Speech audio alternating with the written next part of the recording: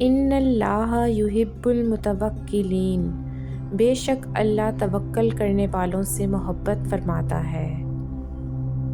الحمدللہ رب العالمین والصلاة والسلام علی سید المرسلین، اما بعد فاعوذ باللہ من الشیطان الرجیم، بسم اللہ الرحمن الرحیم۔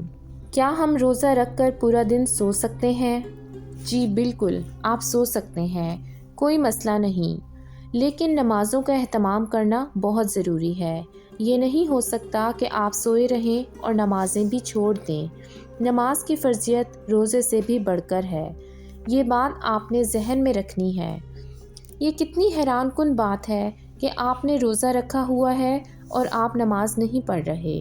یہ تو پھر اسی طریقے سے ہے کہ کوئی فجر کی نماز نہیں پڑھ رہا اور پورا دن تسبیح ہاتھ میں پکڑ کر پڑھتا رہتا ہے، صرف لوگوں کو دکھانے کے لیے کہ میں کتنا نیک بندہ ہوں۔ آپ نفلی عبادت تو کر رہے ہیں، نفلی عبادت میں تو اپنی زندگی صرف کر رہے ہیں، لیکن فرضیت سے دور ہے، فرض نمازوں کو اہمیت نہیں دے رہے۔ لہٰذا روزے دار کو تو نماز کا اہتمام کرنا چاہیے، اور لوگ نمازوں کا اہتمام کرتے بھی ہیں۔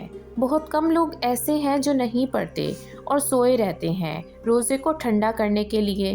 ایسے لوگوں کو چاہیے کہ نماز کے لیے اٹھ جائیں، چاہے نماز پڑھ کر پھر سو جائیں، لیکن فرض نمازوں کو نہ چھوڑیں۔ یہ تو ہو سکتا ہے کہ فجر کی نماز کے بعد آپ سو جائیں اور ظہر کے لیے آپ اٹھ کے نماز ادا کریں، پھر عصر کی نماز ادا کریں۔